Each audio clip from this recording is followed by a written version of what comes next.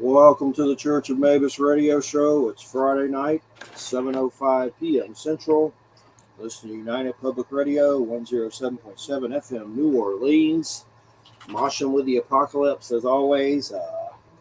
This show is dedicated to Betty Boop, Christina, and she was also part of my family. Chihuahua passed away, Betty Boop.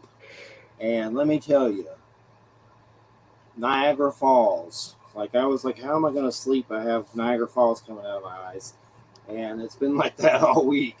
But I just know I've talked to enough pet afterlife people that when we croak, or they might be. I've had weird things where like I see her in my inner eye with my other dog, and at one point it felt like some kind of communication. You're like, am I going crazy? Is there something here tricking me?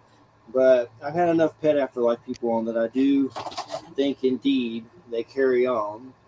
And I hope when we croak, we get to see them again on some level. If not, that'd really suck, right?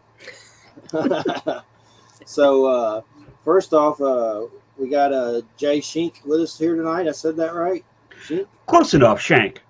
Like yep. Prison Shank. Like, exactly. All right, I got it.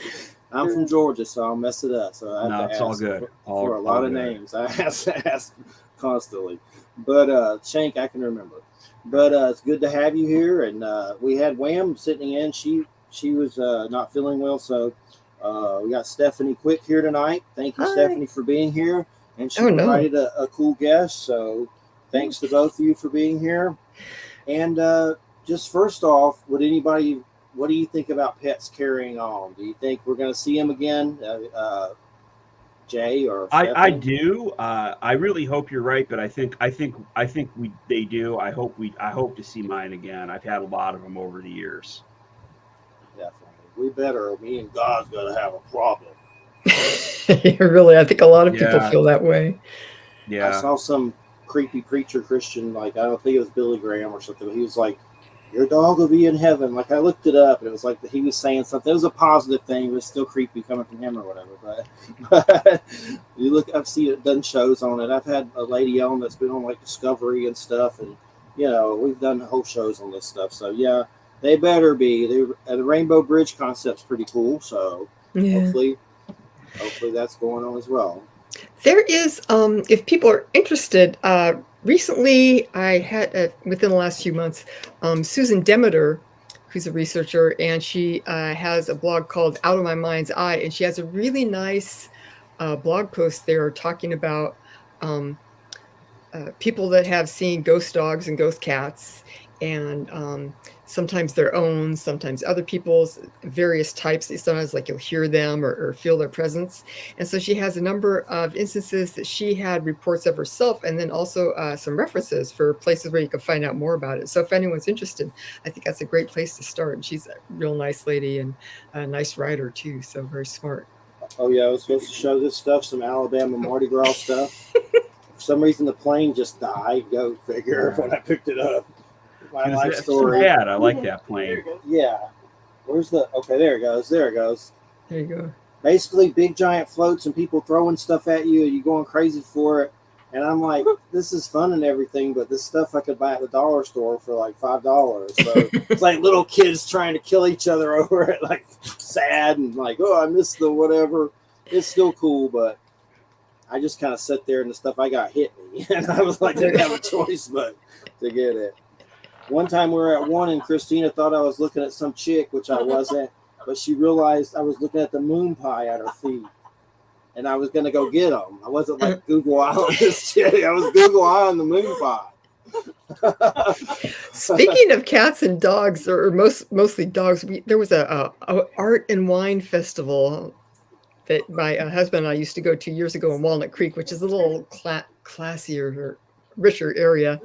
It was nice, and they'd have like a ton of food and live acts and art, and like hanging basket chairs made out of old wine staves and stuff, like all that type of stuff.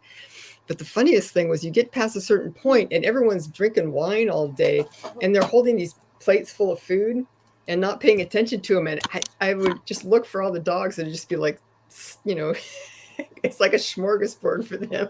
They find some drunk person just like, this looks delicious. So it's kind of like maybe that's what it's like for the afterlife for good dogs, which are all They're dogs, just snatching treats all the time. I like that. basically. I think Yeah, that no, would I think that's nice to picture. Definitely. be pretty Well, good. Jay, I know you're affiliated with or Pan Paracon, Yep. and I'm a Capricorn, December 26, 1974, and we have a weird pan thing that I'm always trying to figure out, and the origins of it, where it came from, and we've talked about all kinds of different theories on it and everything. But what happened there? I mean, tell us more about that because I find it So definitely fascinating. the Pan Paracon started in 2020. It's the pandemic. A lot of people wanted to go up in the Midwest here. We're planning on going to Michigan Paracon, which is a super big one up here up in the Midwest, but didn't want to go because of the pandemic. And couple people, somebody on Twitter, lady who goes by Mara, just one of the people that's kind of like in weird Twitter was like, we should just throw one. We should do our own. So Vanessa Valuco and I came together with her, organized the first one, put it together in a month. I built the website and got a bunch of the stuff going on. Did some tech support on the streaming and the Zoom. Mero did a lot of the logistical organizing. Vanessa booked a lot of the people, and we, at the time, we were really thinking about how Pan has kind of returned to popular culture after the two Hellier documentaries. It seems like that. Now, I've seen some books, like I've seen The Return of Pan and a couple other um, things out there. And I know like they some people were talking about like they did a reprint of Arthur Macken's story about Pan, the great god Pan, right Mm. around the same time. But there's a I feel like on the internet somehow the everybody watching that Hellier documentary in 2019 just sort of like everybody started talking about it and brought a lot of people together.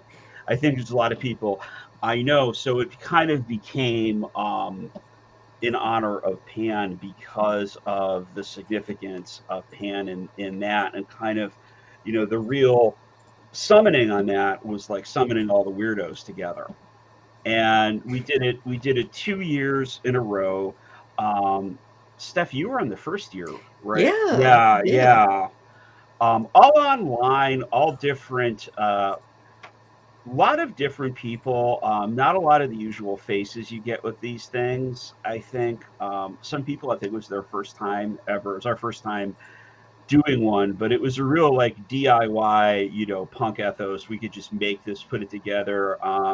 We basically uh, metaphorically like passed the hat. We just had a donation.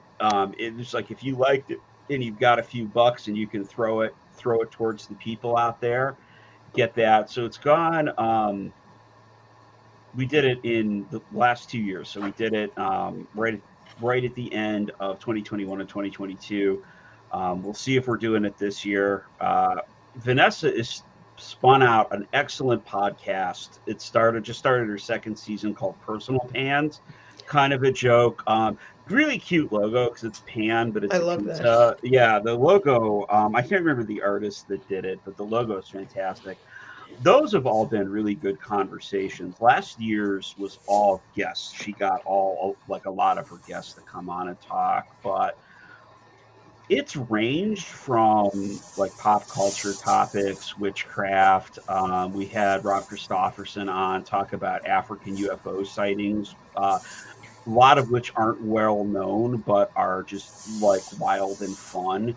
That was a Like, great presentation. yeah, he's talking about a UFO that kind of came down somewhere and came to a hover. Then it lowered legs and started walking around, which I just thought was, I'm like, that's fantastic. Like, I was really, really into that. But Is that the weird school one, or is that a different one? I know there's one where there's like a school or something. I think so. I want to say there is a famous school one, but it might not. I might be not being the expert on African UFO sightings, that might not be the ones. I know there was a documentary about the school one. You know what? I don't think it was. I think only a couple guys. It was just like the walker was just like a couple guys. Where I remember the school one was like the whole school saw it. Yeah. Yeah. It was a different one, which it kind of amazed me because that's the one with the school, which I'm blanking on it, but John Mack went over and investigated that. Yeah. And that one is become very famous in UFO circles, but that was great. I really liked Matt Hopewell's presentation as well. Yes. And I'm immediately blanking on what his topic was. It was it was Flying Saucers and Bug-Eyed Monsters was the title, and he and Katie Webb were both addressing. Katie was addressing like horror as it relates to like psychology and the phenomenon. Matt was addressing the interplay between flying saucers, aliens, and UFO stuff in the news versus how it's depicted in the movies in respective eras, like how that changed across time. Yeah, I thought it was a really good presentation, and it was kind of fun because I had this material that I so, and I got this big length of material from a vendor, and it was a lot of material, and I wasn't having being able to use it for what I had originally planned, but it's fun because it's like all these redacted. It's like if you get a FOIA request, yes, with large redacted parts. But then it's about like UFO stuff and then some flying saucer diagrams on there. It's just like white with black. So I sent him a length of it and he had it behind him. So it was fun. And I was listening to his presentation and I just started like DMing all these people. You need to listen to this. And if people are interested, all the Pan Paracon presentations are still up on YouTube because I was listening to Matt's again, I don't know, about 3 weeks ago. Yeah. If you go to YouTube and search for Pan Paracon, you'll find it. If you go to panparacon.com and link to the YouTube there, it's all, both years are still up. I think the only one, Rob asked us to take his down because it was on his podcast. So you have to go dig through his old podcast to find that one. Yeah. But Wham has been on Our Strange Skies, I think a couple times. Her recent one was on Harrison Bailey, which was fascinating too. So yeah, if people need more weird UFO stories, then they can go there. So what do y'all do at this Pan Paracon? I mean, it's like, is this something just online, or y'all actually? It's just online, so everybody can go. It's we've had try to offer some workshops. It's a lot of talks. We've had panel discussions. We've had some really good panel discussions. We did a creativity in the paranormal one. We've had some like very like serious topics, inclusivity in the paranormal, and just kind of talking about the levels of racism and sexism and things that exist in the field, even amongst the more popular conferences and stuff. And then like I said, we've had fun talks. We watched some really funny like presentations, like Katie Webb. Hers was great. It's Katie. She has so much energy, but she had a really fun one about horror movies that she related to the like psychological underpinnings of the phenomenon. But it's kind of like going to a paranormal conference, but you don't have to wear pants. If you go in person and you opt out of pants, they'll probably ask you to leave. At ours, it's fine. No one. The presenters might not be wearing them either. No one knows. You could be just so long as you don't pull a Jeffrey Tubin, you're good. Right, but you could be dressed up from the waist up and in your pajamas from the waist down. Your sweatpants. Just be comfortable. And it's fun because it's not because the other aspect of a lot of the in-person conferences is that it's just more expensive. You have to, people enjoy it and it's great because you get to meet people in person and see sights and sounds, but it's definitely a lot more expensive, or people may have commitments that make it difficult to get away, or various physical issues where it's hard for them to Yeah. travel. So it's kind of nice to have all this stuff online and, be able to have that option too. And then I think it opens up a conference to having a lot, like you're not trying to have this big return on your investment. So you have to have like the sure things as headliners and stuff. Yeah. You can take more of a risk, I think, on who And you want to it's have present. and it's kind of like the show here where you've got, you're in New Orleans, I'm in Ohio, Stephanie's in California, but we can pull it together and do it. So it gives you an option to bring people together without having to, get a plane ticket, get a hotel, like, the whole 9 yards. Mm. Definitely sounds good.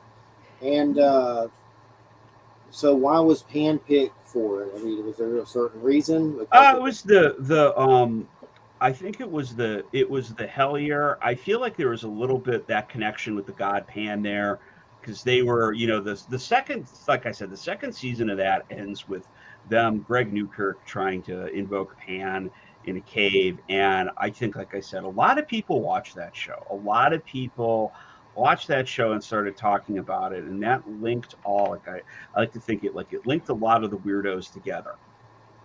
It's like the real gods, like the real magic was the friends we made along the way. But we all Guess what it was. Yeah.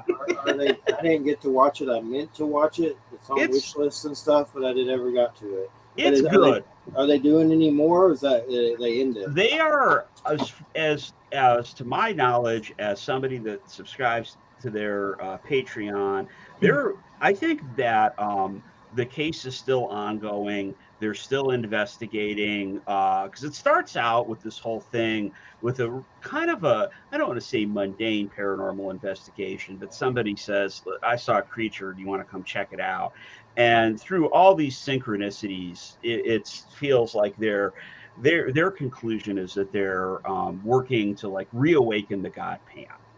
Like that's their overall goal. And I don't, we'll see where it goes. And it's fiction, or is it like it's true? It's them really. Okay. It's I thought it was fiction. Okay. No, I feel the thing about it is it's very much synchronicity driven with them. They start out doing research and it gets pretty weird. Lots of weird synchronicities that kind of lead them down the path to that. I think people think it's fiction because it's well shot. Like they had a professional cinematographer doing it, where I think most of this is like, if this was me, it would be like me running around in the woods with like, my cell phone being like, we're doing it. I thought it was horror fiction, but I believe you. I'll have to check it out. Yeah. For sure. And I feel like there was a little bit of wordplay because we were in the pandemic, so we got a little bit of double meaning out of that. But we do have it's like a dedication to Pan on the site for the show too. And I also think, for lack of a better way to put it, it was a little more, even though we were talking about some serious topics, I don't think it was a little more lighthearted. It was a little more, there's more frivolity and more joy, and a little more, I would associate that, a little more of in the spirit of Pan than necessarily in the spirit of total seriousness or, scientific. Apollo rigidness. Yes, it was not Apollo's conference. It was definitely Pan's in comparison. That's a really good way to put it. Did I send you that weird thing of Cupid and Pan earlier? That was weird. I sent it to you, Stephanie. I don't know if you saw it yet, but it's a piece of art of Cupid. Yes. Weird hand stuff going on. You can send it to Jay sometime if you want. But I don't know what the hell's going on there, but there's a lot of angels and stuff flying around, and there's like a naked Cupid humping Pan's back. It's like some Cupid and Pan Federico Zucchero 1600. So I Yeah. just send that to Jason. Okay. It's pretty Here. Oh yeah. Here, let Okay. me show you my computer You're Yeah. you're doing the literacy there. Oh, Guild God. Street chair. Yeah, I know. Oh, There's I just got an something angel. like by Vanessa Welyuko, the head lady of Pampericon, a synchronicity right here There you on go. the I was show gonna say, live. there you go. There's an official sync right there. What's the title of the painting? It is. I'll go ahead. I've lost it already. It's Cupid and Pan by Federico Zucchero. Zuccaro, circa 1600. It's a nice painting. ZUCCURO. All right, It's I'm weird. gonna look at this. It's I don't- the Getty. It's There's the a little Getty. naked Cupid humping Pan's back, but other than that, Yes, he is. I think he is subduing Cupid. in a weird way. As I usual. You I can see him think down there. it's supposed to be God of the Wild. I'm looking at the official interpretation from the Getty here, Mhm. grabbing one of his ears.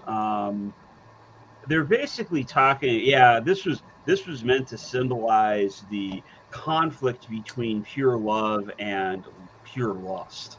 Yep. So Cupid is pure love in the romantic sense, and Pan is pure lust. And then they have this great, I don't know if people can see, but they have all these people off to the side checking out the action, but they're kind of like too paranoid to, I guess, go over there and do anything. Although I guess think they're if that taking was their clothes happening, off.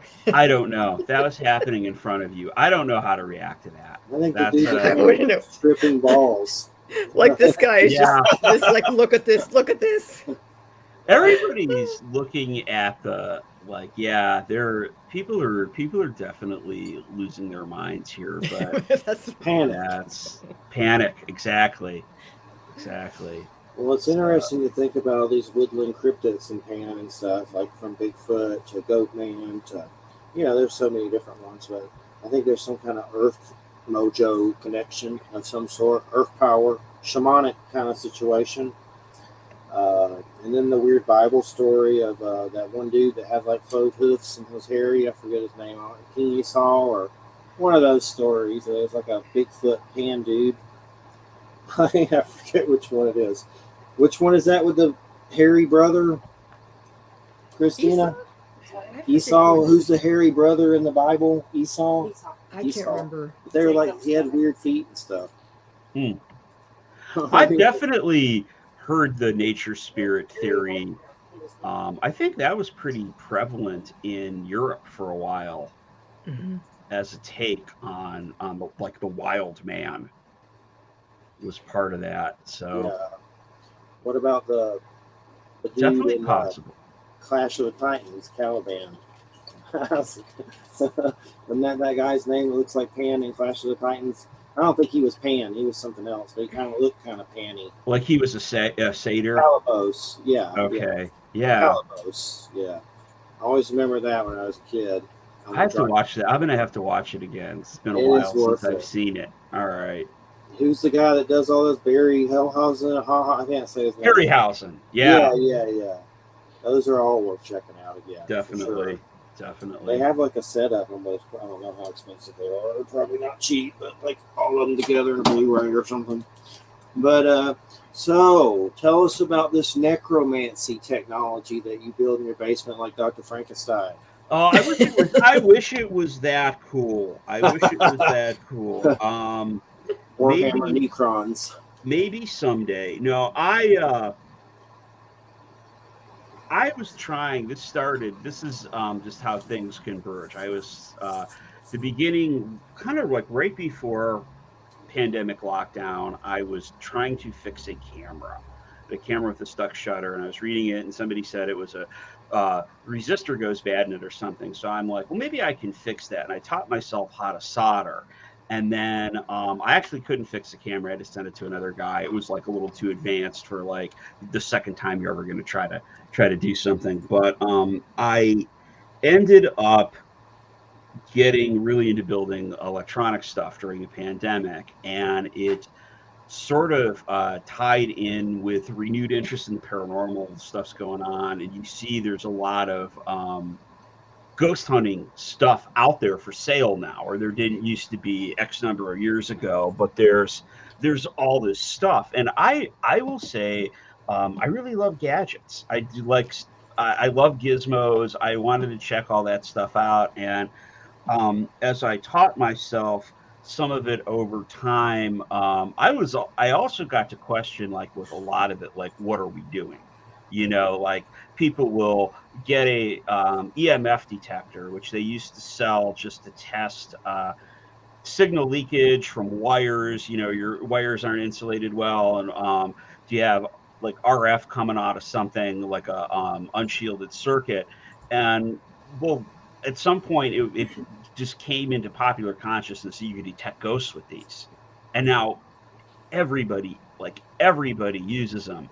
And I just got like, well, so what is this though? Like, do we mean ghosts are all little radios? We just never knew this. Are they all just, trying to broadcast these little like toots of radio waves at us? Because that's really all the EMF stuff is.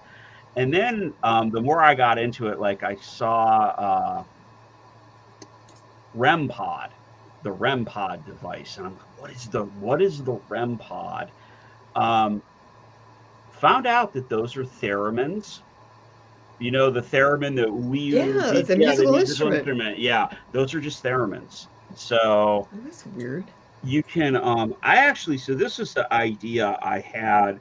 I haven't done it yet. I have to like drag all the stuff out there. I built a bunch of synthesizers that are triggered by like very light touch, or they can be triggered by. I built a theremin. So instead of having like a paranormal investigation, I want to drag all this stuff out to a haunted house somewhere and ask the ghosts if they want to jam. Yeah. And like I got the theremin, I got the synths, I built a friend of mine has this right now. I built a little harp out of a kit it's lasers though. Instead of plucking strings, you just move your fingers in between the laser connectors and the pickups, and it produces a tone. And I'm like, all of this stuff is a lot like what they sell for ghost hunting equipment. And we can put this all together and jam with the ghosts. That is like a goal I have at some point. Well, and I'm going to interrupt you here. Go ahead. And what I love about this is that, there's what is a ghost, or if people are going to go to a haunted location and experience a ghost, there's a lot of, let's say, people will see an apparition, or they're doing these things where they can get like EVPs, electronic vocal particles, whatever they're called, which is going to sound like a voice. Or but then ones that aren't mediated by technology, it can be a feeling of a presence, it could be a sound in your head, it could be feeling of pressure on your body, or a touch, or people smelling a scent or something. But what I'm wondering is that a lot of these ghost experiences that people have, and even as we were talking more with like cats or dogs, like my old cat, he had a certain voice and he actually had a smell to him, which was really beautiful.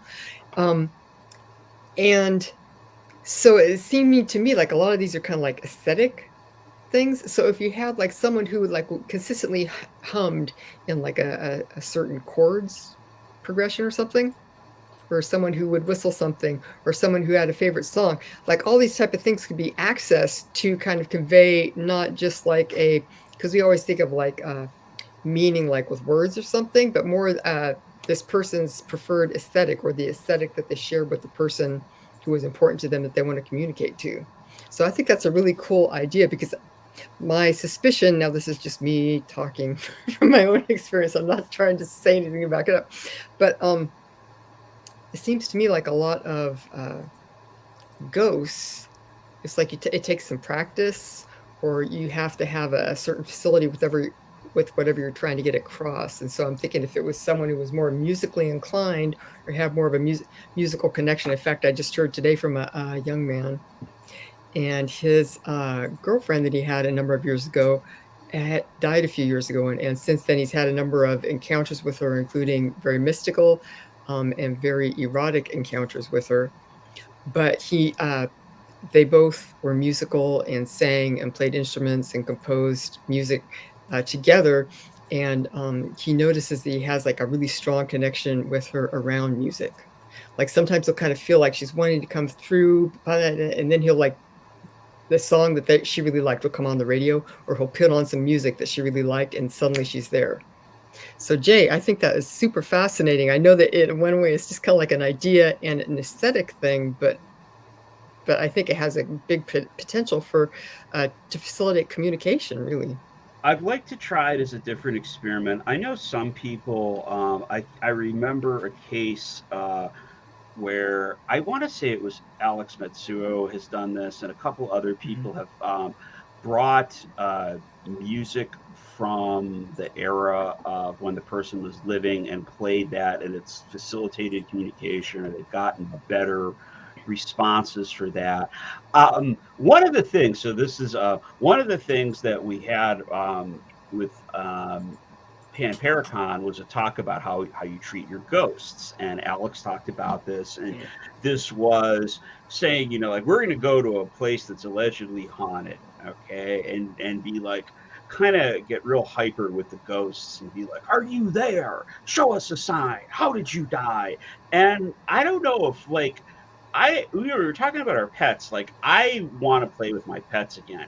And as a person, I don't know if I would want like strangers yelling at me about how I passed or demanding that I like do this thing for them. But I also think that so inviting communication or interaction, even let's say interaction, not even communication, through play might have a little more merit. It's like it's just like I haven't come to interrogate you. I've come to just see if you want to do this like activity with me. It's like we're just gonna do this. Thought it might be fun.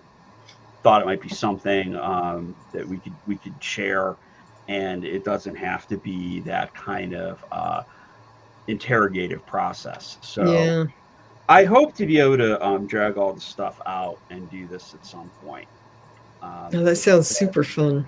We've got the laser harp, we've got this touch synth, we've got the real theremin. So all the stuff I've built, built it all, only screwed it up a handful of times. It all works now. Just kind of had to. It's a learning process, but yeah, and I'm that's become like kind of another avenue of creative expression for me is building this stuff. I have built not making fun of the EMF thing. I built those for a few people to take out in the field and use. Although I've had Katie Webb, I built one for her. She told me she thinks I'm working on a ghost box for her. She thinks the hand built stuff works better than the mass produced stuff. I would not be at all surprised because I have this idea from well, I'm going to say the people that I have trained with in various esoteric pursuits, spiritual pursuits over the years, it's always been, I'm going to say, you are always focusing on using your body, your own energy and space to create what it is you need to manifest anything in the world. So,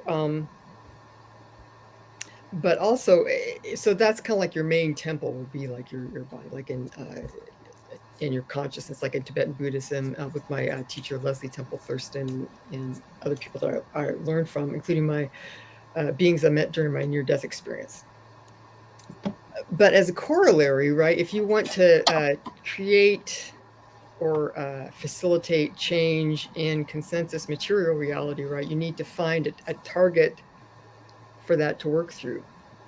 So, for example, when I lived up at the Tibetan Buddhist Meditation Center, Lama Kunga Rinpoche would make these treasure vases, right?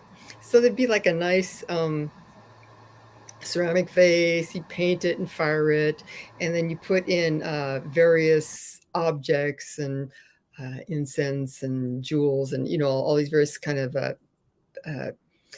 ones with symbolic qualities or let's say, you know, that inherent qualities like, you know, herbs and things like that, Okay, then you have the vase, and he'd make it a special altar, put it on the altar, and then have these strings coming out from the vases.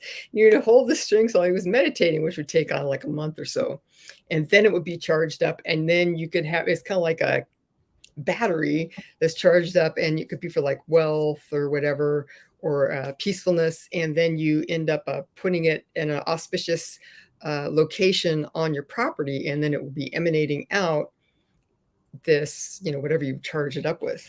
So I would suspect that when you're hand making these things with intention and you're focusing on what you're doing, that a very similar process is occurring. So I have no doubt that Katie would find that your handmade custom pieces have a completely different energy and work better than the mass-produced ones, because they're, a lot of it is the intention and the focus of whoever's creating something. So Built with lots of love and only a little swearing. only a little. Only a little. You might burn your hand a little bit doing something, and just what's that sulfur smell?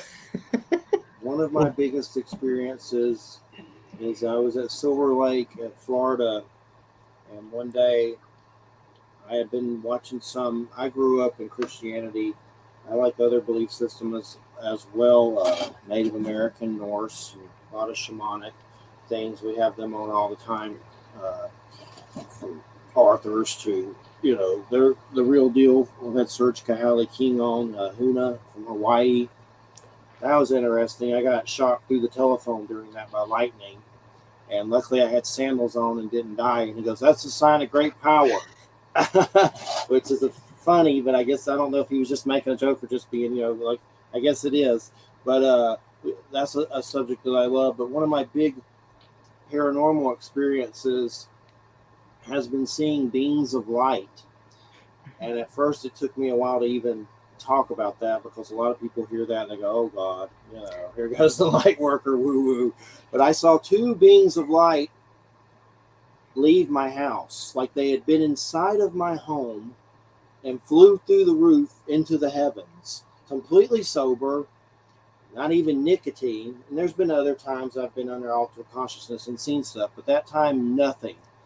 And I had some DVD on the TV playing Psalms or something, and something goes, "Go outside and look." And I was like, okay, and I did. And I've had that happen before, something tell me to go outside and look. That's when that weird Firefly UFO with the red ones happened too. Something tells me. I don't know what it is. It's like a thought. But anyway, I went outside, turned towards my house. It was as if they were in the house visiting or something. And I saw two come out of the roof and fly into the heavens. And I didn't have a phone. I don't even know if I had a cell phone then, but I didn't have any way to catch it. God, I wish I did. I've had an artist draw it. But there's been several times. One time I was under the influence of some psychedelics with a friend, and I saw one standing on a cloud doing its hand like this, like naughty. And, and we had just started, tripping on something. I'm not going to go into too much detail about that, but that was a long time ago. But we pulled the car over, and we weren't that far from home. And, we shouldn't have been driving. He was driving, but it wasn't that long that we were driving. We wasn't that far. We were like 3 minutes down the road or something. But it was on the cloud going like this. And we were both like, "Do you see that?" "Yeah, do you see that?" And I wonder if it was like my dad. Like, I don't know. But there's this weird theory that somehow when we croak, or maybe now we're light beings, and maybe when we croak we become that. There's something about the light being situation that I don't know. Ron Howard's Cocoon. Opie might have been tripping a little bit for that one, but there's something about it. I gotta close this door with these dogs. I swear, my dogs. I don't really want to get into this too much, but they have the worst gas that smells like Bigfoot, and I just hit me in the face. But anyway, new subject. No, Jeffrey. Actually, I'm good. Jeffrey, if I could follow on from what you just talked about with the dogs and gas. Okay. Because all right. I was thinking of you because So actually, and it just dropped like right about the time that we started recording. I had recorded an interview with Jeremy Vaney about a month or so ago on kind of sex and the erotic, but in the supernatural on his Dreamland show. So I was really nervous about it, and I was, of course, really nervous about it dropping. He asked, I thought, a lot of good, interesting questions. So I thought it was hopefully people will enjoy it. But so I'm plugging. But here's the behind the scenes, as it were. Yeah. So I was real nervous. I'm talking about sex magic, and so I'm in the house and trying to get it together and think about what I want to say. And then a couple hours before, I start having like this really bad flatulence. And it's not like something you could finesse, it's like, like Nandor Fodor investigating ghosts or poltergeists in the olden days and say like, there was a sharp report. I was like, no, this is terrible. Stephanie Quick, our fartologist, is here. The dog is looking at me. Yeah. So I was talking with someone. I'm like, no, this is terrible. And I'm supposed to be on top of it all. I'm supposed to be talking about sex. It's like the worst thing. He's like, play it off like it's a ghost fart, like on the old Art Bella hoaxes. These dogs are 2 terriers, and I got them from a shelter. Someone abandoned them behind a motorcycle place, and they named them after Japanese motorcycles, Suzuki and something. I don't remember their names. They've had several names with Bruce Willis, Clint Eastwood. Now they're Blackie and Goldie. Like, their names seem to change. But anyway, to survive, they had to eat their own poo. Yeah.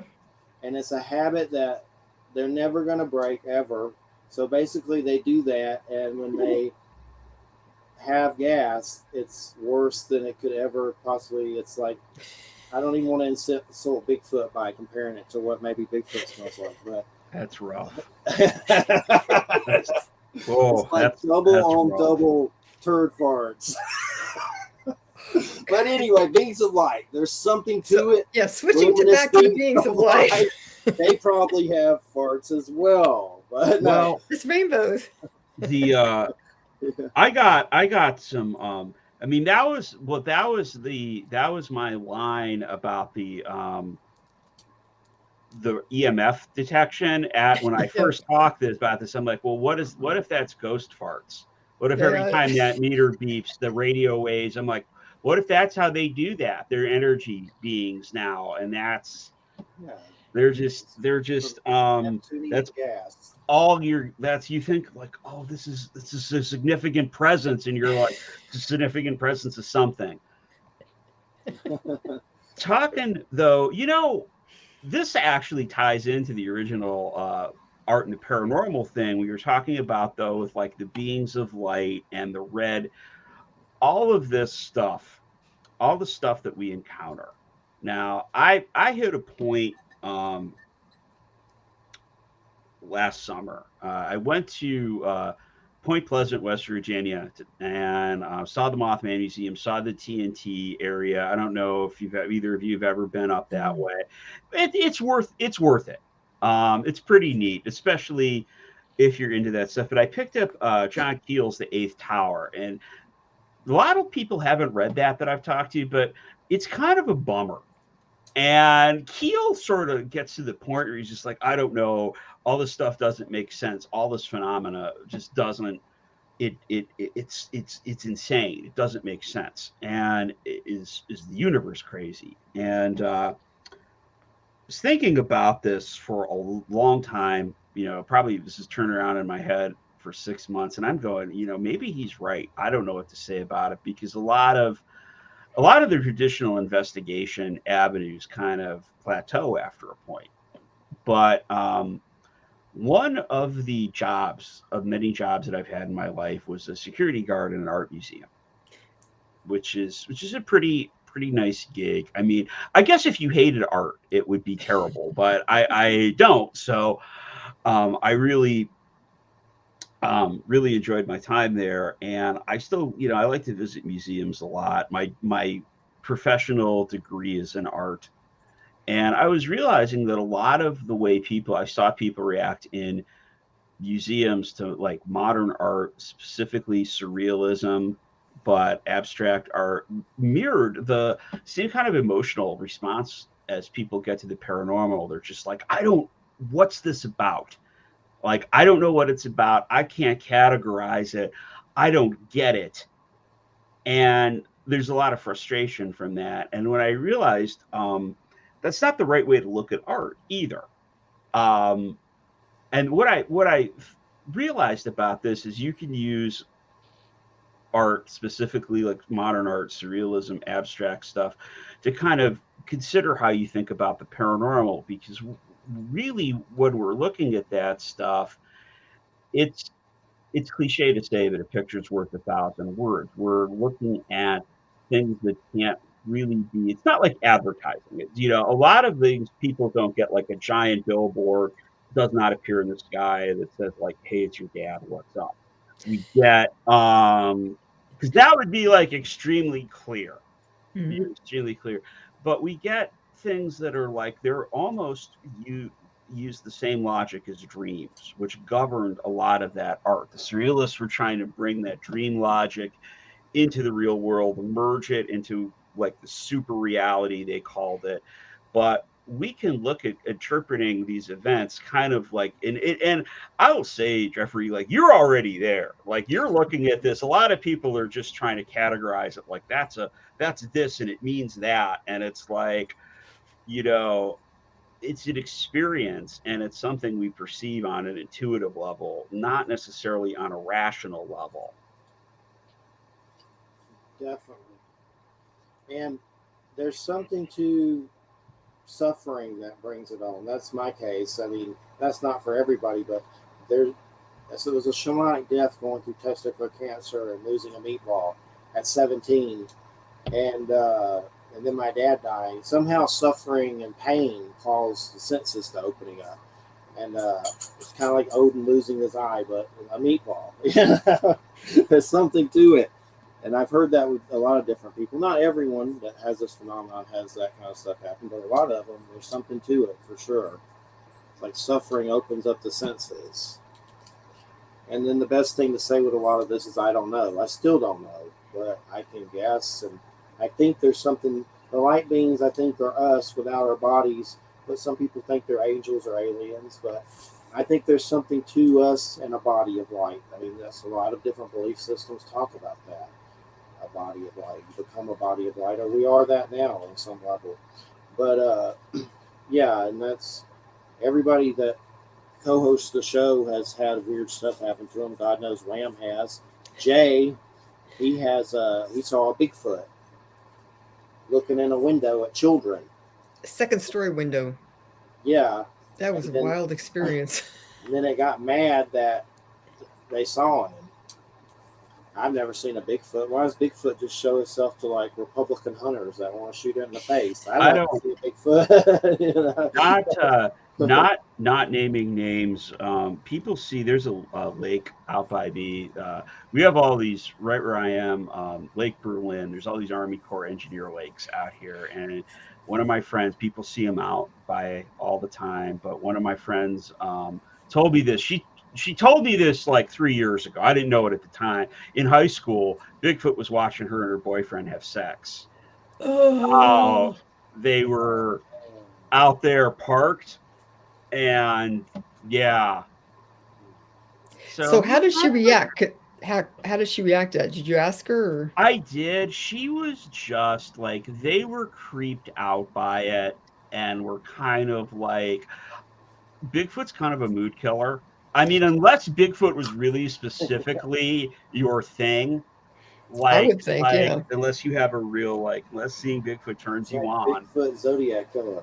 But you're just I mean, you don't want to run. I feel like that's like you don't want to run into anybody out there. You don't want to run into like the park rangers or anything. You really don't want to see Bigfoot peeking at you while you're in the act. So it's such a weird overlap too between kind of like urban folklore and then the cryptozoology folklore and then all the true crime stuff about like the Texarkana murders. Was it that the town that dreaded sundown? They made a movie about it. Those were there's something again where this is like, I don't know if it's the subconscious mind tears loose around these areas. Because there were a bunch of murders out by this lake too later on that are still unsolved, and it's I don't know. There's something about that, but I don't think it will ever make logical sense is where I'm at today. I don't know if I'll change on that, but I'm looking at it. It's dream logic. It's That's exactly it, because it's like you look at, Lover's Lane, it's like a liminal spot. It's especially if you have unsolved murders, that is a very liminal space. That's I think drives a lot of the energy with a lot of true crime media. Did anybody go missing there too? Yeah. And I just think some of that water, like lakes, that's a common, like on the shore. Yep. I don't know if them being man-made lakes turns that up a little bit. Well, I've interviewed David Paulides many times. It's been a while, but at least 5 times. And one time it was for a written interview on Examiner, and I asked a Bigfoot question. And he kind of got upset and said, Jeffrey, I can't ask that. If I bring that up to missing families, they'll think I'm crazy. But kind of alluded to there's a connection there on some level. And I think there is, but I don't think all those cases are Bigfoot nabbing people and eating them. Maybe some of them, though. It might be a smorgasbord of things. But I remember him in email basically admitting that he just couldn't bring it up. Now he don't give a crap. Now he's like making a documentary that's alluding to Bigfoot. Now missing 411 UFO connection. Yeah. Which I haven't seen yet, which is fine because I think there's something to it. But I don't know. I think most of it is, at least the ones here in California that I am familiar with.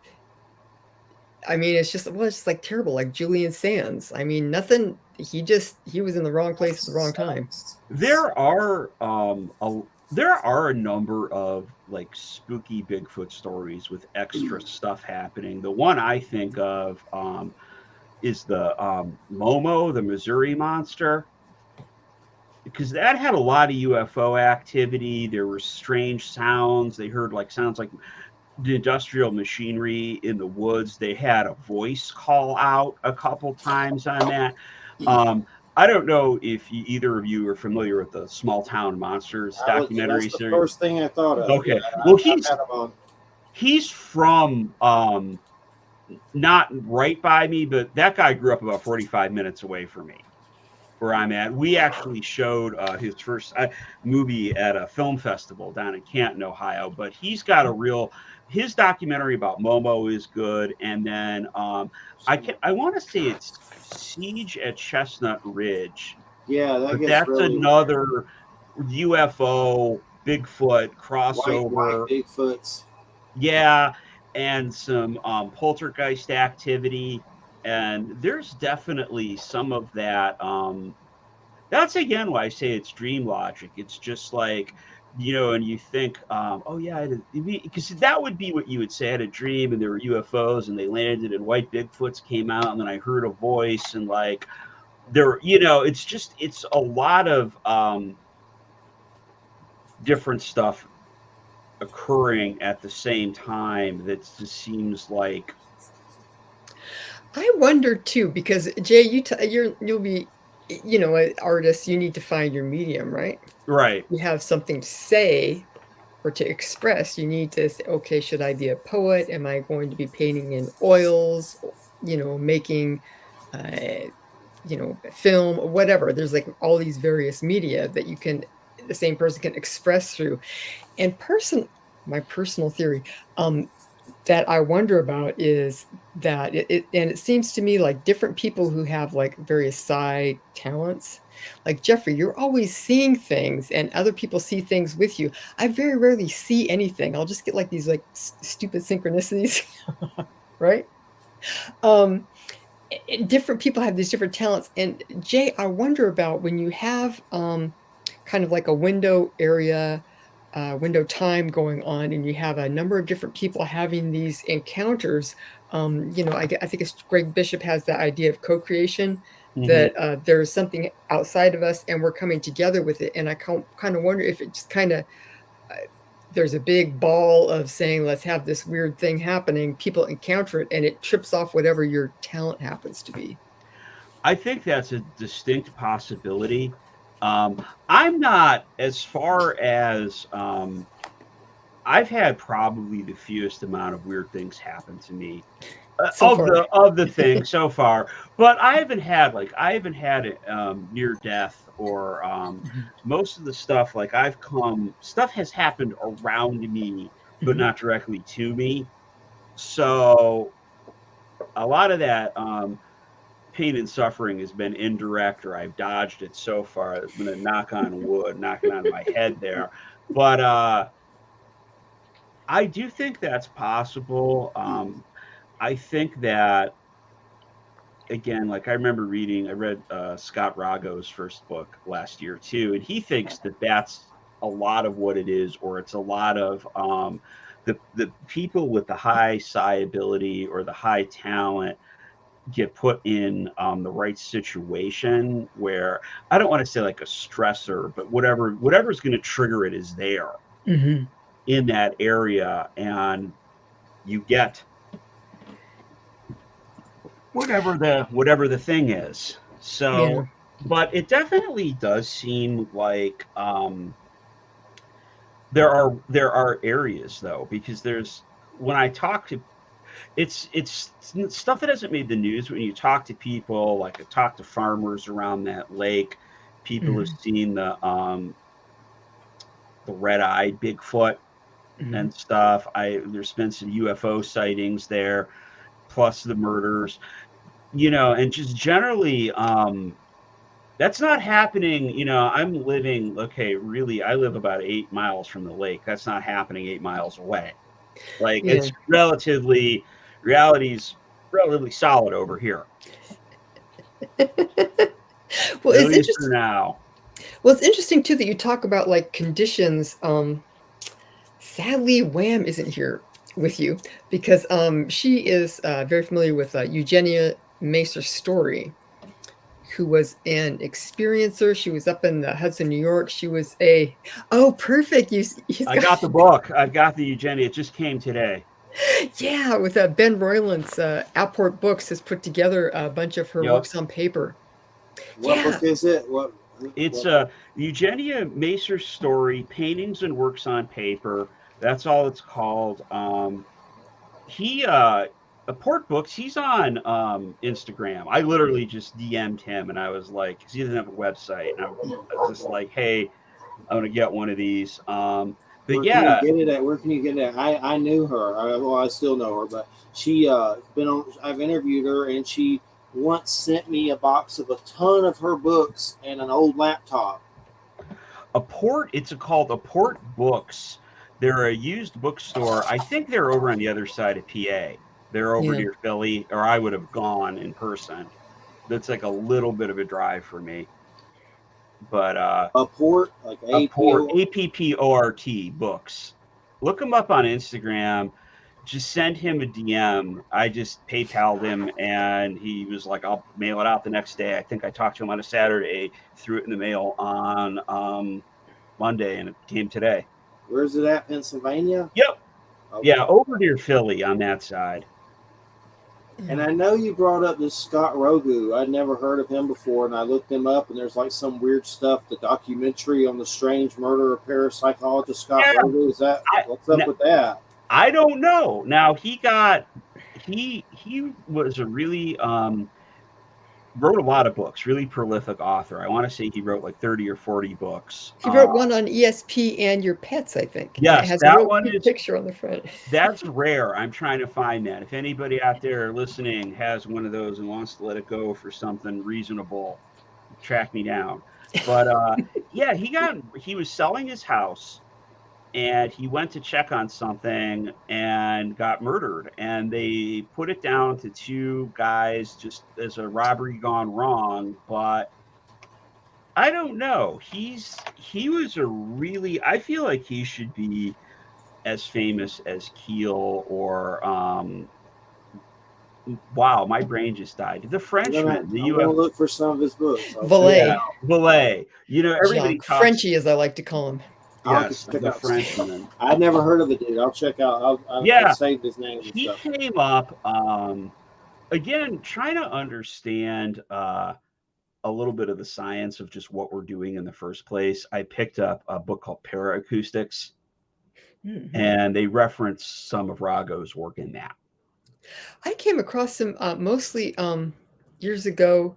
The Tahunga Canyon contacts. He and Ann Druffel wrote that book, and it investigated those cases, which is, to me, there's a lot that I can read about at this point that I'm fine with it, but some of the encounters there is like a very interesting case, because I believe Rogo was gay, and then these women who in the Tahunga Canyon contacts are part of a kind of like a friendship group of like lesbian ladies who are living in this remote canyon in LA. And this is like in the 50s or 60s.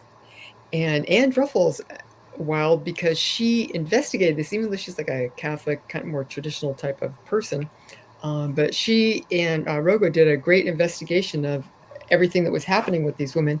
And it came out to Tahunga Canyon before. It's like kind of an ongoing case of abductions and contact and stuff like that, which came out prior to Bud Hopkins' Missing Time book.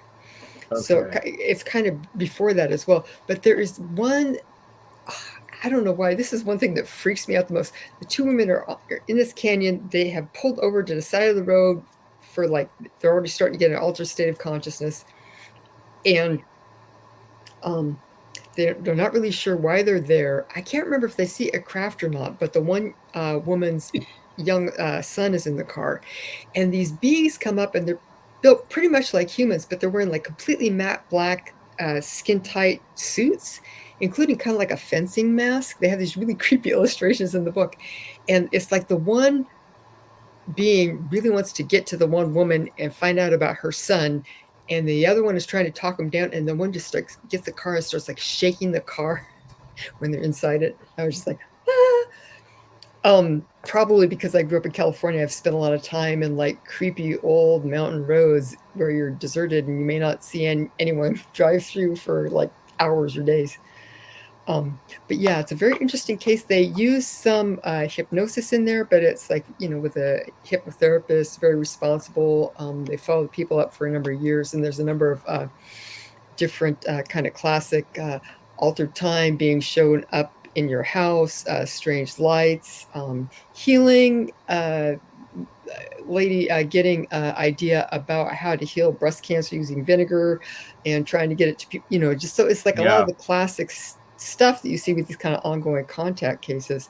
But it's very good and very interesting. I think they did a show on it on Our Strange Skies if people want to have like an introduction to it, although I had to take a little bit of umbrage because at one point they were like, oh yeah, these ladies worried about getting abducted by motorcycles, when they're driving out at night. It's like, well, guess what? Back in that place in that time, yes, that was a worry for every woman, but especially if you were thought to be gay or whatever. It was not unheard of. This is the height of the serial killers of the classic, as they call them. Zodiac and all those other terrible people. So yeah, but it's very interesting, and the whole milieu of it is very interesting because like geographically they're remote, and socially there's a lot of this hidden tension of trying to not being Susie happy heterosexual homemaker, right? So yeah, I would recommend that. But that's another book by Scott Rogo. So and it's like $3 on Amazon. So I could do that. Yeah, no, it's a good one. It has some creepy stuff, and it's nice too because you kind of get a lot of it is written together, but then some of it is they have times you can tell this is clearly Ann Druffel's viewpoint and this is clearly Scott Rogo's viewpoint. So it's nice. Yeah. Sounds like he has books that range in price. I've noticed weird stuff like that. Like Artie Six Killer Clark's first book about Native American Star People encounters, like $300 or something now. It's like, what? And Yeah. I had to dig that out and make sure mine was okay. They reprinted some of Rogu's stuff. Those are like those are doable. Some of the stuff like ESP and Your Pet that's been out of print since like 1975 is like I said, if anybody's willing to let that go for a reasonable sum, I'm trying to find it. But there's but he really he was definitely more on the psi hypothesis that we're co-creating a lot of this stuff on our own. Yeah, I don't know. I think that the reason I brought up Eugenia Macer's story, because you're talking about like the kind of collision of person and place, let's say. Yes. Because one of the things that Eugenia Macer's story did was she came up with this kind of mathematical scientific theory called the fluid ice theory, which has to do with the fourth dimension interacting with the three dimensions that we live in. And so certain three-dimensional physical characteristics and processes will potentiate and facilitate psi expression. So one of the things that she talks about is areas where you have, again, like a lot of water, and then I'm going to say like hills where there's like a big difference in altitude. Okay. Swiftly. So if you have something that's like, let's say, a lot of man-made lakes, we have one here, like Berryessa, where one of the probably most famous Zodiac murders happened, is a man-made and dammed, and they still have a number of drownings there because it's a very steep incline. Okay. I'm trying to make this there like that. Yeah, but she says these type of steep inclines and bodies, especially near bodies of water, would tend to be areas that you would have a greater facility of psi expression. She also talks about oxidation, fire, and also rust. She had some strange experiences with rust and ritual that tended to manifest in certain, let's say, physical things happening or synchronicities. Okay. But, yeah, so I think there she's definitely on the avenue of, and that's kind of what I tend to, that there's certain times and places that will be more amenable to psi expression. Okay. That's interesting. Just because I'm flipping through the book, right, really quick, and the first thing I flipped to is one of her paintings that used a lot of rust color, reds and browns. So there you go. Interesting, though, again, to me, how I feel like there's an ability, again, with art to communicate these things almost on a subconscious level and understand it that way, that just sort of bypasses really trying to logically interpret that. Although I really want to read that. We'll have to dig more into her, but her work, from what I'm seeing here, definitely fits into a lot of this idea to me of like just the surrealist expression of the unconscious, but as that that really just seems to map to how profound these experiences are for the people that have them, for the people that see the stuff or witness it or have the experiences with, even if it's with entities or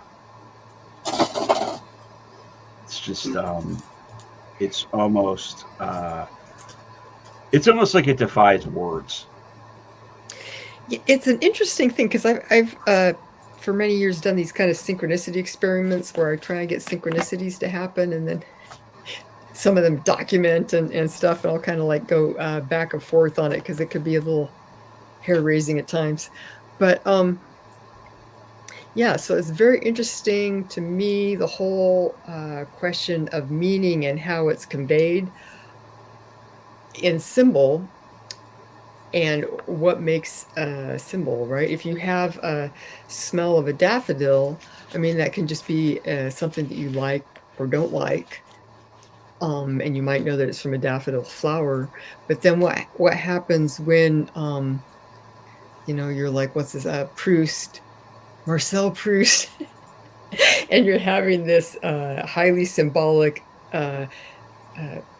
association with a particular scent, right? When he has the little tea with the biscuit that he dips in there, all of a sudden it takes him right back to being at his grandmother's house in the French countryside many years before. And he just has all these huge memories, come forth. But that's because it had that meaning assigned to that smell or associated, knit into that smell for him. So I saw someone had, because Jay, I think you've made some tarot type illustrations, haven't you? A few. Yeah, that's what I thought, because Jeffrey likes that. But I was thinking, I was in a Facebook group, and someone had posted Ithil Coloquon's tarot, which is very abstract. She was a painter, but also a ritual magician, and she had made these tarot cards, and they were very specifically to be used with her particular form of ritual magic. And my understanding is that you would have been initiated into her particular form of magic to really get the most out of using these cards, kind of like a teaching method. And they were all very abstract, very colorful and particular shapes and textures. And to me, just because of my own experience, it took me back to, it seemed to me, obviously, like a teaching tool where, I'm going to say, it's a way to convey certain states of consciousness, certain kind of energy structures.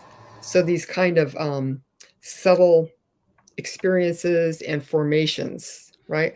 Lots of times, if you're trying to work with people ritually, you need to kind of get on the same wavelength. Right.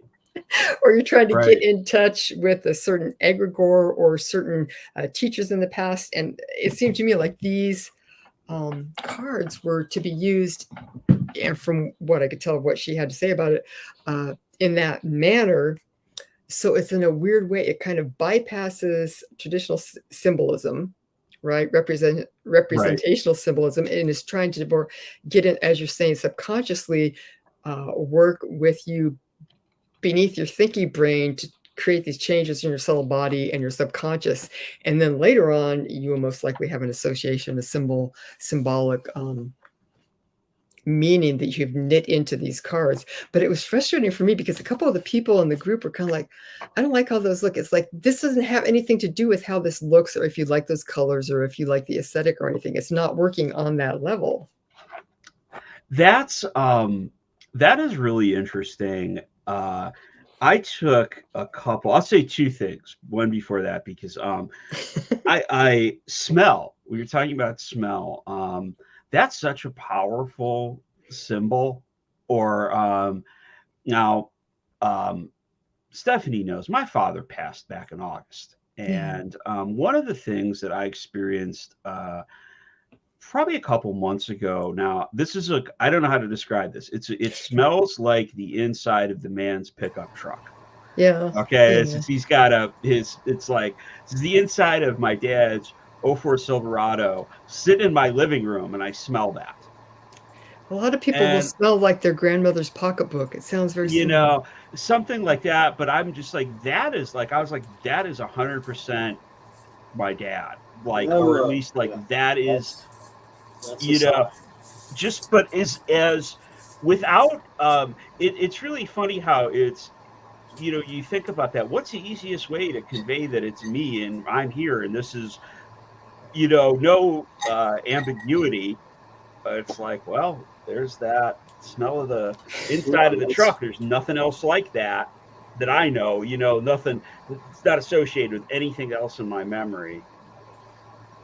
Yeah. I know Justin Kutchin has a book about that. I can't remember the name of it, but something like that. Ecology of the Afterlife or something? Is that about the smells? He did one. I'll look it up. He did one all on smells. But yeah, I think that. Yeah. Okay. But the other thing about the cards that you were saying, so one of the other ideas I've been thinking about a lot and trying to work with is not looking at art, but when you're creating. And I took took a class at the Ryan Institute online, and this was with Dr. Chantal Topero.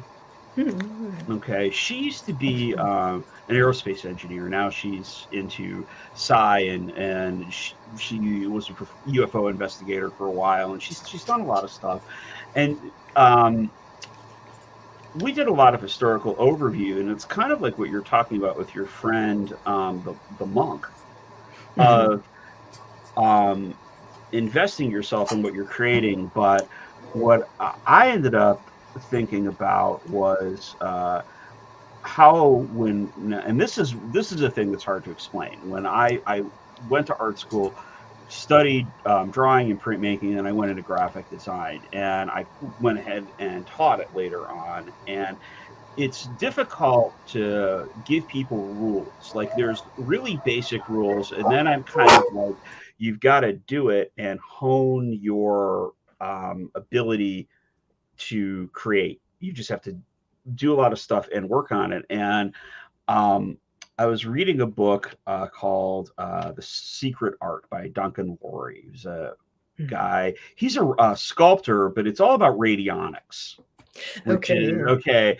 And he compared the kind of the same thing, the selection and a radionic instrument, to the creation, the decisions an artist makes when you're creating a piece, to dowsing, to the impulse of knowing that you're going in the right direction or not. And it sounds like, kind of with the tarot cards, that she's done that. And it's what Lorre was saying. You're creating, he would say, you're creating a piece of radionic art that's having this effect. It's like she's already done the programming of it. She's gone through her not that there's not esoteric knowledge involved, but there's also still that real primal dowsing reflex in there, that just kind of this way or that way, and created that's supposed to move you to that state without you having to do all the heavy lifting on your own. Yeah. And to give you, like a little bit of a path to get there, or a rope that you can hold on to. Yeah. No, I would very much agree. Yeah. Rather than UFO tarot. I missed the Kickstarter when I had flu and COVID. Oh, I hate it. It drives me. I collect tarot and I missed it.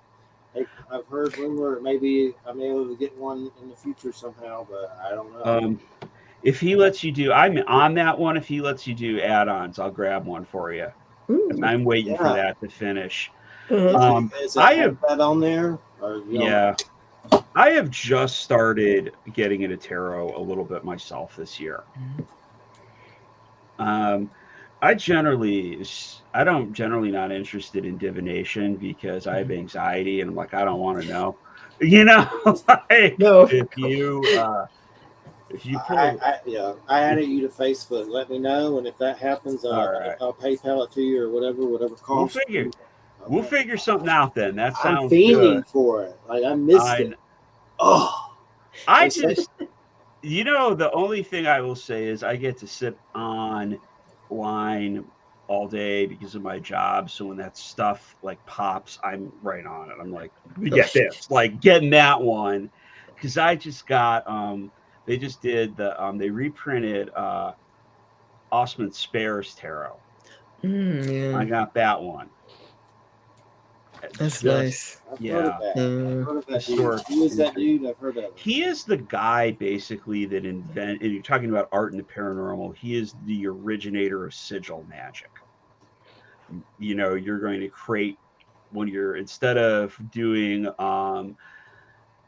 kind of the high ritual stuff that was in vogue at the time, that was sort of like the tail end. I think he was he was a contemporary of Crowley in the 40s, and those guys were really promoting the high ritual stuff. And he was like, I am going to put all of my energy into the creation of a piece of art that does the thing I want to do magically, whether it's like protection or I don't really know exactly what his goals were, I've heard of but it. I've he had was, wizard guys on, like these dudes yeah. that say they're really wizards, and that names come up. But next, our first March guest is Don Webb. His new book's How to Become a Modern Magus, a manual for a mage. How do you say it? MAGUS, Magus, Magus. A manual, Magus. Magus. a Okay. manual for magicians of all schools. So I've Okay. had that name come up with them. I know. I've already failed Magus class by saying it wrong, so I'm out. Yeah, that's me. We're already Yeah. we're out. We're out. Don Webb has weird Temple of Set connections that creep me out, but I still Okay. Yeah, I guess he was born in 1886 and died in 1956, and so you can see. I don't know if you can see this picture. Here he is, a young guy. He was very cute. He was trained as an artist and worked as an artist and draftsman, but he developed this whole idea of sigilization to facilitate the connection between the unconscious and the conscious self. He made these fantastic drawings, and his line was really beautiful, and very much of that kind of Belle Époque style. Yeah, I was gonna say, Yeah. what's crazy about him is he was a literal contemporary of the Surrealists, and they never heard of him at all. He was working in obscurity in England as an artist, because all of those guys were actually really into the occult revival of the time, and that was a major influence for them in their work, and they just didn't know that he was doing his thing, because literally what you just said is baked into the early Surrealist manifesto. It's in a lot of their writings, and I think they were not hoping for literal effect, though. Is the difference. Yeah, I don't know. I wonder about some of the Surrealists, but I don't really know. Like someone like Remedios Varo or Leonora Carrington, I kind of have my suspicions about. But there's a real. I'm going to recommend. It's a slim book. It's 100 pages. I'm reading it. Surrealism and the Occult. Pick it up. Because I'm on chapter 6, and it's about sex magic and folks, and I'm just like, oh, this is right up. I should have told you this days ago, but this is right up your alley. This is right up your interest, because I've already recommended this book to a few other people. It's concise and right to the point. By Nadia Coucha. Yep, you got it. I've been looking up a lot of stuff y'all mentioned and saving it so I can look at it later. At some point, the biggest conspiracy in the world, the most powerful magus somewhere, is a bookseller or a printer that casts a spell on all of us, that if any of us get interested in this side of life, you're immediately falling under the spell to buy books, more books over. There's always another really interesting always the new book. Always a new book, or always a book that you haven't heard of that somebody brings up, like, oh, you haven't read that? You'd really like it. And you're like, there's another $20. Or unfortunately, a lot of stuff being out of print, and just being like, the people on eBay that are asking $300 to $500 for stuff, and you're like, I guess I'll either find a PDF or I'll never read this. Yep. Yeah. It's funny you were talking about since we're talking about art and paranormal. I am wondering, kind of hearkening back a little bit to your instruments for ghosts. Yes. But I'm wondering, because, I had recently been looking on Twitter at Shannon Taggart, who is a photographer and a researcher, and she's done a lot about spiritualists and right, old-timey seances. She'll take photographs. I know who you're talking about. And she is researching right now. She has the full access to the archives of the SORAT organization, SORRAT. Okay. And this was started by Reinhold Nibert. Anyway, they were an organization started in the 60s by a college professor and some other people, and the idea was that they would try and precipitate old-timey types of seance effects. And they had a lot of success, and they had people going at this as a group for like over 30 years. It's this whole thing. I had done a show on the farm. I think it's only available through Patreon now. Don't quote me on that. And we're doing a show on groups and people that actually try and call up effects. Right, Okay. like Ted Owens, like PK Man. He's like, okay, I'm going to call up a UFO instead of just sitting around with my thumb up my hiney. I'm going to Right. go out there and get them. So SOAR was very similar. They had a number of different things that they would do. Interestingly, they were really big on rapport, like the relationship between people in the group. Okay. And the group and the people that they were channeling, because the guy who founded it ended up dying because he started it when he was like 80 or something. And then after that, people would channel him and he would talk to new people in the group. So that is, and I found it to be the case as well, that there were certain people that you just jibe with. And, if you're just going to like collaborate on even like a painting or a song or writing or recording, I mean, you're going to have people that you work with better than others. Same with side effects. But I thought about a lot of the old-timey, like a classic poltergeist case and stuff, because you're talking about books, and one of my favorite ones is Poltergeist by Colin Wilson. And he talks about some weird poltergeist stuff. But there would be things where, like a lot of, I don't know, many poltergeists have been reported that they will find a piece of paper and they will write in it that by making pinpricks, right? Pinholes in it. Okay. Which is like a very weird thing. Some of them will start out and then they'll develop cursive. There was one, and I don't know why I thought of this, but you were talking about material effects and stuff. And there was this strange poltergeist case in old New England, I think. It was in America, and it was a religious family. And what they would do is like they would go out to the garden or go out to church and come back home.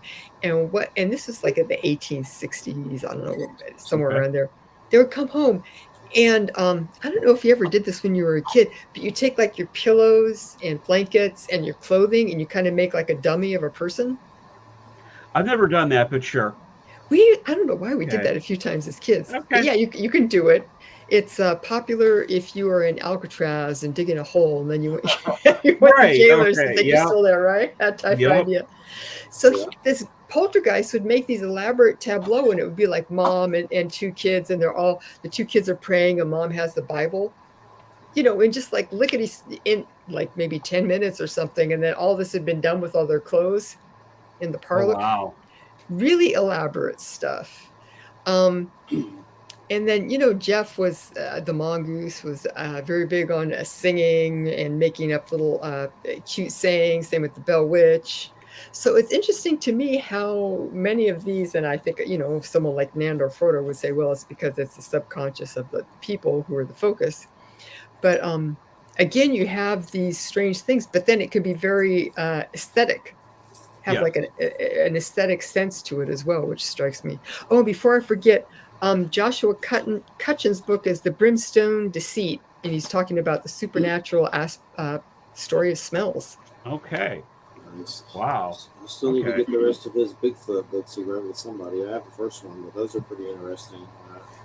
I only have his Where the Footsteps End, about the weirder side of the Bigfoot encounters. There's another one. Yeah. I know, real quick, while I'm remembering this, I know Forrest Ackerman, the guy from Monsters of Finland. I've had Paul David on before. He did like some sci-fi documentary about him, the afterlife of Forrest Ackerman. But something weird happened with ink after Forrest That's actually a fantastic example. I don't know where there would be more recent information about that. But yes, that was part of what came through, is because Forrest Ackerman had been this guy who was really into horror. And he knew a lot of horror writers and stuff. And he had a lot of memorabilia, various kind of horror memorabilia and stuff, and he had very particular ways that he would like to write to people or communicate with people that he was friends with. So then after he died, they had these very strong synchronicities and experiences. I think, yeah, and like you're saying, Jeffrey, I forget the exact what happened, but it's something with ink, and it had a very strong aesthetic component to it, that it would be forest, as opposed to just like, oh, the something, my shoe fell over in the corner of the room, right? Yeah. Mm-hmm. It's that, but it's very specifically his kind of personality and personal interest came through So in these experiences. Don Webb met Forrest Ackerman and went to his house, and he got to see this copy of Dracula that had like all these different people's autograph that played Dracula like forever, like probably like Cushing and Christopher Lee, stuff like that. Like it was just a copy of Dracula with autographs of everyone that's played Dracula. I don't think Max Schreck was in there or anything, but it's still yeah. and Nosferatu, but William Foe maybe, but I don't know if that was true. But there was a bunch in there, is my point. But yeah, that's an interesting story. So Jay, what kind of art do you draw usually? I mean, where would I go to see it? Is it paranormal? You know what? Not a lot. I've been in the last couple years more of a photographer, and this is just it's sad, but I've got a little bit of like a persistent tendonitis in the shoulder and some other stuff that keeps me like. I had one day where I sat down to draw and I got really my hand like seized up and stuff, so I'm trying to baby myself a little bit. I have a 1977.studio website is where you can see a lot of my art that is photography. And I've got, it hasn't been updated in a while. Don't buy anything. There's a thing. No, I'm serious. Like, don't, because what's the link? 1977.studio. And I say don't buy anything because my printer's out of action. Everything that I had for sale on there, I should actually. This is a good thing. I got to take the shop down because I have a photo printer and I was doing prints for people, but the photo printer's out of commission right now. And some of the stuff does relate indirectly because a lot of what I ended up experimenting with photography was being less literal and trying to communicate those more difficult to articulate emotions and feelings, and trying to be more abstract as a photographer.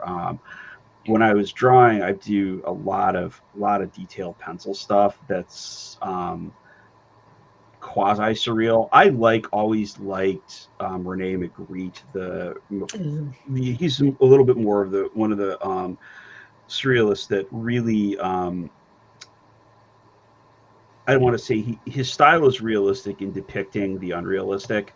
I always was a fan of his, but I'm a terrible painter, so I stuck to drawing. One I just could not grasp painting when I was in school. Really funny. But a lot of my photo work is on there, and I haven't updated it in a while, but I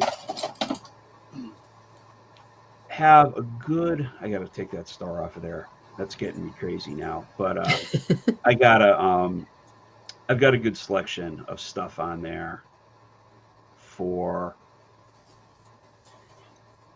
I did 2 self-published photo books a couple years ago, and you can see the work from those on there too. What type of camera do you like to use, Setup? I have a bunch of them. Because I ended up going crazy and buying a bunch of them, but I have generally take out. My dad left me his Minolta that he had forever. I have an old Minolta SRT 101 35 millimeter camera. Okay. I use that forever. I like to take that out, and then I have a Sony A7S II, which is they made it for video, but its main thing is you can take pictures in extreme low light and extreme darkness. Oh, And nice. I keep thinking of selling it, but then I keep thinking I'm going to go like get back out and start going on, and maybe I'll go on. It's like some people, a lot of people now I've seen praise it that are like trying to go on, look for Bigfoot at night or go in a haunted house and stuff, just because it can really take pictures in darkness without being like, I have a night vision scope that is also a camera, and those throw infrared light out, and instead of that, the Sony just is that it's just really sensitive. The sensor So is it's built just to visible light, but yeah, yeah, you're not using any artificial IR illumination on it. So what type of lenses do you like to use? Okay, so this is like blasphemy to photo people. I I love like to to hear this use stuff. Uh-huh. I like to use all-in-ones because Mhm. I like I have primes. Everybody has prime lenses. I don't like lugging a bunch of stuff with me. I think one of the things when I the like this is a got to be like a weird thing for me. When I would go places to shoot, I would a lot of times when I go on vacation, I would also go with the idea that I'm going to shoot. And I remember I was out in Chicago in 2017, and I took 4 cameras with me. And I'm like, you know, the scene in Commando where Arnold Schwarzenegger is like, he's gonna go. It's like prelude to the final action scene. He's like arming himself and like straight got strapping all the stuff on. That was like me with the cameras. So I'm just like, but 35 millimeter, I got digital, I've got the compact 35 millimeter, and I've got this other thing with this other lens just so I can grab this other lens and shoot for that. And I ended up driving myself nuts. Yeah. Only thing I will say is it's good exercise. And carrying around, but I like all in ones. So I will carry. I usually for the Sony, I got a really nice continuous f2, like 28-70, and I just roll with that. And usually, if I now, since it's a hand legacy camera, my dad shot all primes for the Minolta, so that's usually I take the 50 out because the 50 Minolta was like stopped down to f1.4. Mhm. So again, if you want to set it on something and open it all the way up and capture a lot of light, you can really easily with that. Yeah. But I got into a lot of experimental optics too. Mhm. I bought before. Now I don't think you can get this stuff now, maybe because of the war, but Mhm. there was a lot of old Soviet glass in Russia and Ukraine for sale on eBay that you could adapt. If you had a digital camera, mirrorless Mhm. like the Sony, you could just screw an adapter on and use that. Uh-huh. And all of that stuff was like bad copies of famous German lenses, Uh-huh. and you would get weird effects from a lot of it. Yeah. Just because you would get just like either aberrations in the lens, or I have one where it's like they did something with the coating and everything.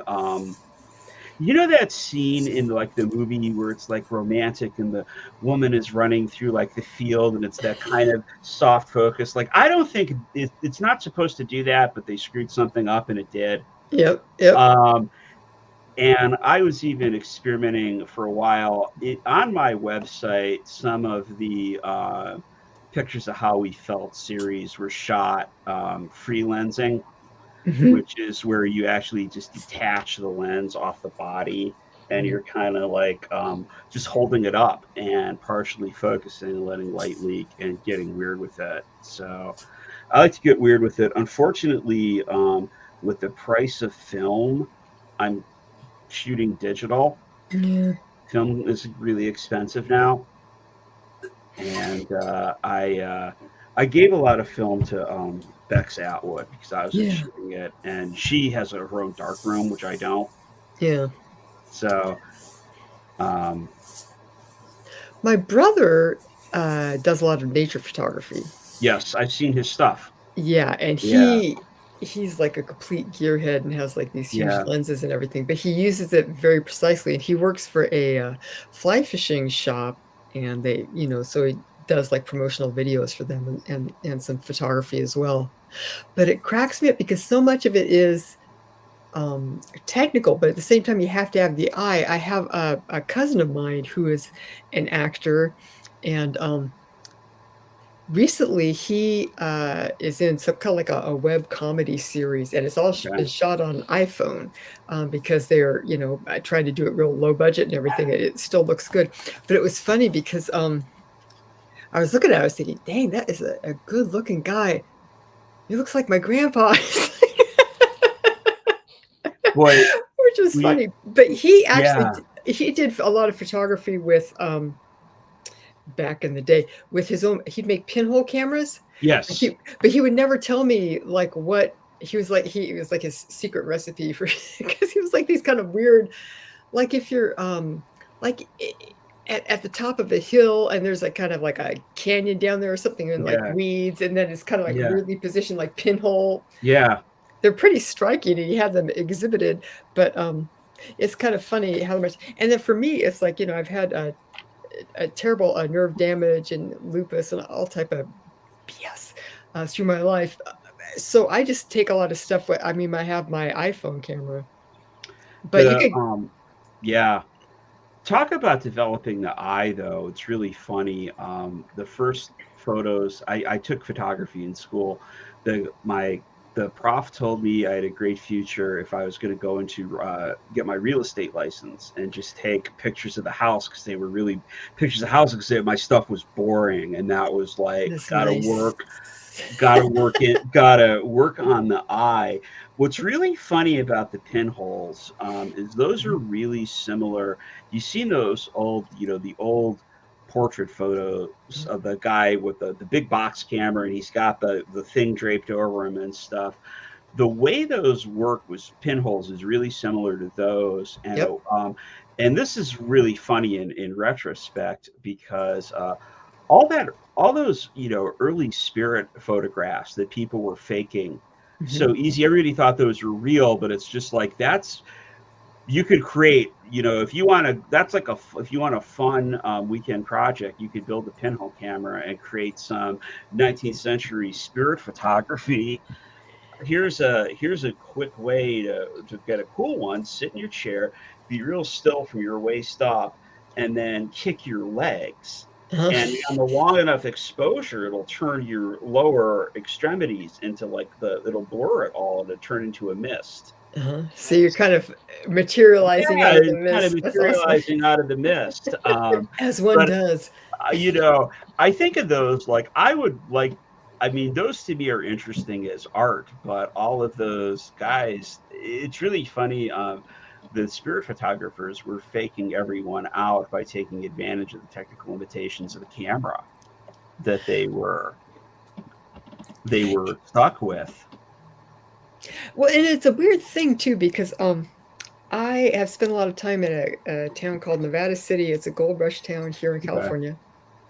And it's well known for being haunted. I mean, like the Taps guys went up there and everything. Yeah. And for many, it sounds a lot like kind of what I think of like Chamber of Commerce ghosts. It's like, oh yeah, we have haunted things here for blah blah blah. Except for if you go up there enough and you notice, you could just be like standing on the street. Someone will come up and start telling you about some weird off the wall ghost experience that they had. And some very strong manifestations. I was in one bed and breakfast there. I don't want to call it. It used to be the Red Castle Inn up on the hill. And that's one of the few times I've seen something very frankly move on its own. I was actually in the bathroom, and it's known for having like the thing. It's like the lady's like staying in a room next door to two young children, and she hears that some nice lady is there talking to them and reading to them from a book for half an hour, but it was the ghost, right? Like stuff that's like that over the top and unbelievable gets reported there a lot. So I'm thinking, yeah, right. Anyway, so as soon as we go there, I started feeling really uncomfortable. Then the next morning I was in the bathroom, and the thing is that I'm like the person who's always neatening the towels, right? They have to be folded. Yeah. So I'm in the bathroom, and there is a towel rack behind me, and then I kind of look over, and it's like the rack is here, and the towel is hanging over it. The front lip of the towel comes out at like a 45-degree angle, and then it starts to slowly, very slowly slide off, as if there's like two dowels there, but Oh, only one of them in actuality. The other one is it's like the ghost dowel, and the towel is there very slowly and deliberately, just like slides off in front of my face. Like, yeah, pick it up, bitch. I was like, oh, no. jeez. And you're sitting there, that can't have happened. That can't, and then it's just like, and then you're sitting there, and that towel's still just there on the floor. So stuff like that. Now I forgot where I was going with this. Here's my question for you, Mm-hmm. though. You're talking Yeah, about Chamber of Commerce ghosts and yeah. stuff. Does that stuff happen at a place like that because we expect it, and you're talking about that co-creation? Is there enough energy in the air that you're just, regardless of whether there's a, Well, my theory is that, I don't okay, know. it's on granite. There's caves. There's a turbulent history. It used to actually partly be called actually Coyoteville, so the tricksters there. There's a lot going on there. There is drawn for many years a number of people who are, Tarot people, artists. It's kind of like Burning Man North. The guy Larry Harvey who started Burning Man, he lived there. Mhm. A bunch of other artists and designers for Burning Man live there. Um, there's a lot of spiritual practitioners, Reiki people. There is just a lot going on there that would all contribute to this. But when you were talking about spirit photography, what cracked me Yes. up was that they have a really nice museum there in the old firehouse, and it has a spirit painting. It's like a 1870 or something oil painting, a portrait of someone. And there's like, so there was this thing, and then one night we didn't know how this picture of this other person, this dead person, showed up in the corner, and it's the corniest thing you'll ever see, because it's just like this old-timey portrait, like with the black background, and Sure. then very obviously painted in the corner the supposed ghost who showed up spookily. And it's like the same thing. It's just like a corny Chamber of Commerce hoax. So you think you're just more willing to blow it off, but then there's like so many people. I've had things. There's ghost fires there. There's just all type of crazy. There's a ghost chicken. I know two people who worked at one spot that had Okay. a ghost where they would get like shoved down the stairs. Oh, Yeah, I mean, really very strong manifestations, along with the stuff that's just like patently just ridiculous and goofy. So oh, wow. The yeah, ghost, I'm like, I want to hear Tales of the Ghost Chicken at some point, because that's like, Yeah. that's a good one. well, it was in the same place where these two women, had a lot of problems. There'd be like windows banging shut and doors closing and feeling really nervous. And then, yeah, both of them at different times felt like got shoved down the stairs. And so they had a psychic come to contact the spirit. They said they thought it was a Nisanon man Mhm. from before the gold rush. And they started leaving tobacco offerings, and things calmed down. But just as kind of an aside in all of this going on, the lady's like, oh, and there's a ghost chicken. There's the So Ghost Chicken. Yeah, I like that. Hey I guys, go ahead, and then I got to start closing out. Oh, no problem. I was just going to say the other interesting thing to think about that stuff for me is that you're talking about the guy that can manifest UFOs.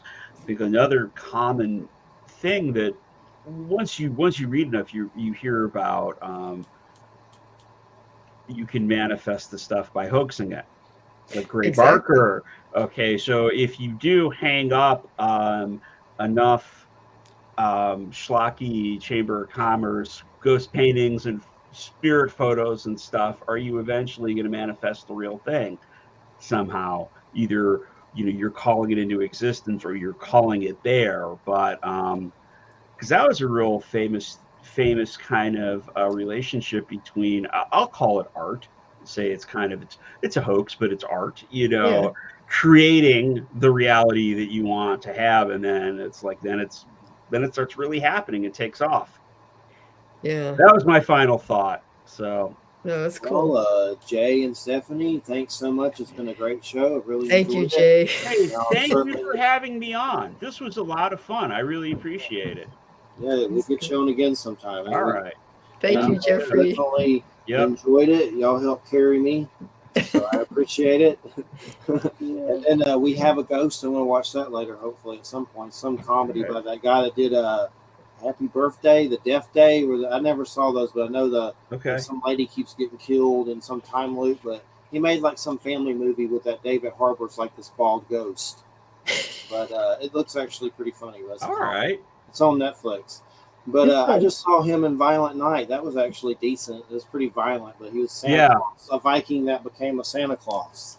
It was good, but I don't know if I'd watch it anytime soon again. But it was good, one good watch. But I'm going to check out the Ghost one. I want to see that Apocalypse movie by that Cabin one by M. Night Shyamalan too. That's supposed to be good. I haven't seen that yet. Then The Whale. Those are some I want to see. The Whale. I want to see that with Brendan Fraser. I know that Darren Aronofsky or whatever. I have trouble with his name, but he makes pretty weird movies.